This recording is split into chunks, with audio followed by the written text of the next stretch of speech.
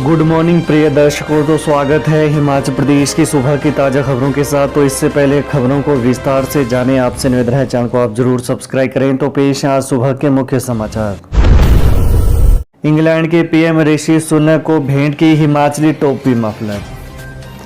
दिल्ली में चल रहे G20 शिखर सम्मेलन में हिमाचल प्रदेश के कुल्लू जिले के गर्म वस्त्रों के उत्पादों की धूम रही। नगर के कुल्लवी वीम्स को G20 के लिए चुना गया है। इसमें हाथ से बने गर्म वस्त्रों को रखा गया है। वहीं हाथ से बनाए भेड़ बकरियों की उनके उत्पाद दुनिया भर के दिग्गज देशों के सामने प्रदर्शित किया गया। इस दौरान G20 में भाग लेने पहुंचे इंग्लैंड के पीएम ऋषि सुनक को टोपी और मफलर भेंट की गई। कुल्लवी विम्स संस्था के सह संस्थापक भृगुराज आचार्य ने बताया कि कुल्लवी विम्स G20 सम्मेलन में देसी ऊन और हाथ से बुने हुए वस्त्रों का अपना संग्रह पेश करते हुए बहुत रोमांचित है। G20 के चलते दिल्ली में सेब की मांग और दाम घटे अब 30 से 40 ट्रक। दिल्ली में G20 सम्मेलन के चलते आजादपुर फल मंडी में सेब की आमद घट गई है। बीते हफ्ते के मुकाबले सेब की आमद 3 गुना तक कम हो गई है। पिछले हफ्ते हिमाचल से रोजाना सेब के छोटे बड़े 120-130 ट्रक आजादपुर मंडी पहुंच रहे थे, जबकि अब महज 30 से 40 ट्रक ही मंडी पहुंच रहे हैं। बता दें कि G20 सम्मेलन के चलते सुरक्षा की दृष्टि से राष्ट्रीय राजधानी दिल्ली में यातायात व्यवस्था में बदलाव किया गया है। बाहरी राज्यों से आने वाले वाहनों का दिल्ली में प्रवेश प्रतिबंधित कर दिया गया है। हालांकि दूध, सब्जी, फलों सहित अन्य अनिवार्य सेवाओं पर प्रतिबंध नहीं लगाया गया है। इसके बावजूद असमंजस की स्थिति के चलते बागवानों ने सेब दिल्ली भेजना कम कर दिया है। रेणुका जी बांध परियोजना का इस वर्ष शुरू होगा निर्माण, केंद्रीय जल आयोग ने मांगी रिपोर्ट। हिमाचल प्रदेश के सिरमौर जिले में गिरी नदी पर बनने वाली राष्ट्रीय महत्व की रेणुका जी बांध परियोजना का निर्माण इस वर्ष शुरू हो जाएगा। केंद्रीय जल आयोग ने केंद्रीय मृदा एवं सामग्री अनुसंधान केंद्र और भारतीय भूवैज्ञानिक सर्वेक्षण GSI से 2 माह के भीतर भूमि से संबंधित रिपोर्ट मांगी है। वहीं नदी का बहाव मोड़ने के लिए 1.5 किलोमीटर की सुरंगों का निर्माण करने से पहले आयोग ने भूमि की ताकत जांचने का फैसला लिया है।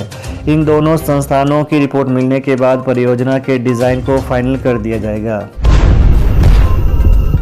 दिव्यांग महिला के घर तक 2 माह में सड़क सुविधा दे प्रशासन, आदेशों की अनुपालना रिपोर्ट भी सौंपे। हिमाचल प्रदेश हाईकोर्ट ने दिव्यांग महिला के लिए सड़क सुविधा मुहैया करवाने के सिरमौर जिला प्रशासन को आदेश दे दिए हैं।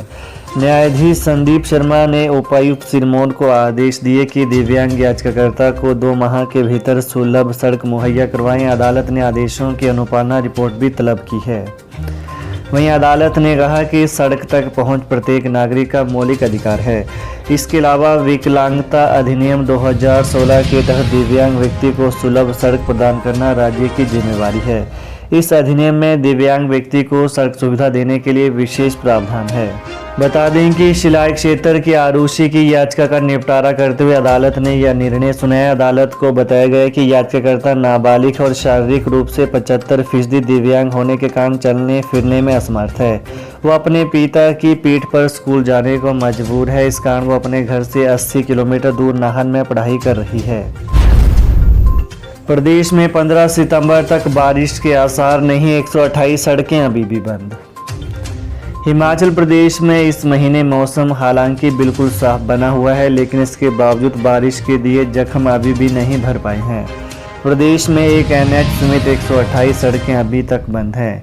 इन सड़कों के बंद होने से HRTC की 300 से ज़्यादा बस सेवाएं अभी तक प्रभावित हैं। इन सेवाओं के प्रभावित होने से जहां लोगों को परेशानियों का सामना करना पड़ रहा है, तो वहीं HRTC को भी घाटा उठाना पड़ रहा है।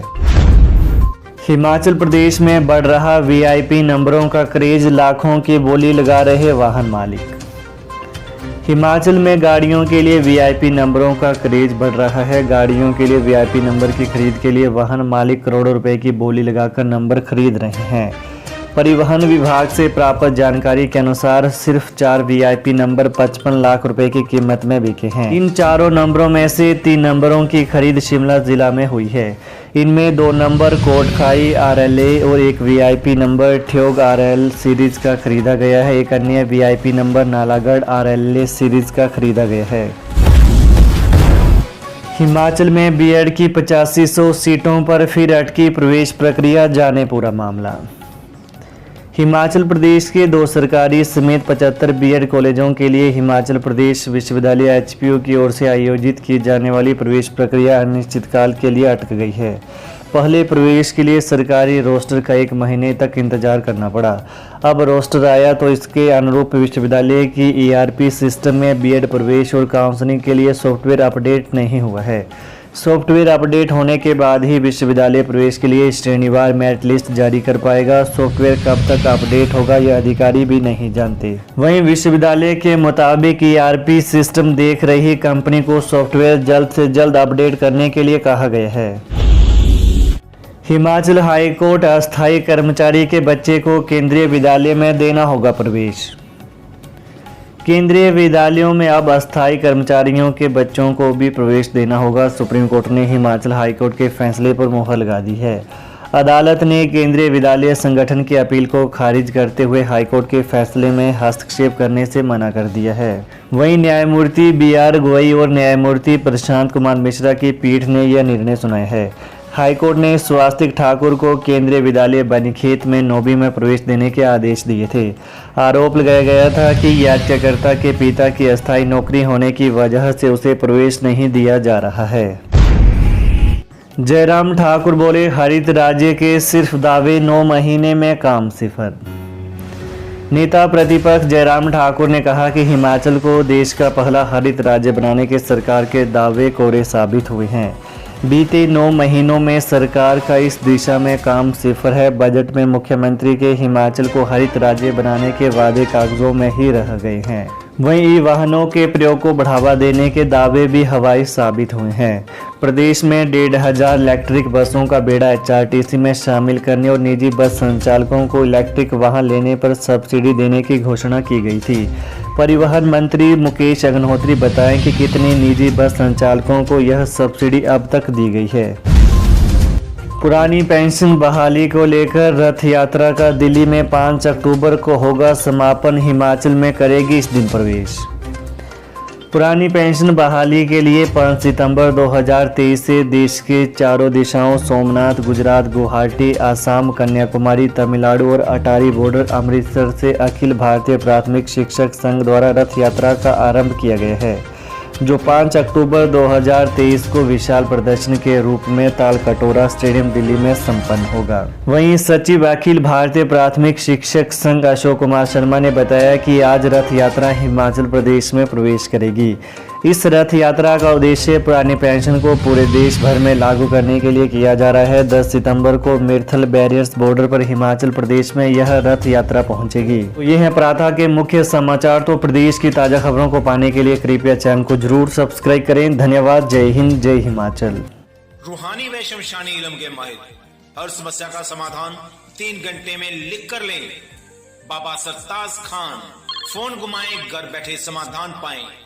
A to Z all problem solve, जैसे नौकरी कारोबार में परेशानी, लव मैरिज प्रॉब्लम, सौतन दुश्मन से छुटकारा, ग्रह क्लेश, जादू टोना, किया कराया, विदेश यात्रा में रुकावट, कोर्ट कचहरी, लॉटरी नंबर, पति पत्नी में अनबन, प्यार में धोखा खाए प्रेमी प्रेमिका, संपर्क करें। 100% पक्का समाधान पाएं। स्पेशलिस्ट मुठकरनी व वशीकरण, देश विदेश में बैठी मेरी माताएं बहनें अभी फोन करें। बाबा सरताज खान। Mobile number 8800124286।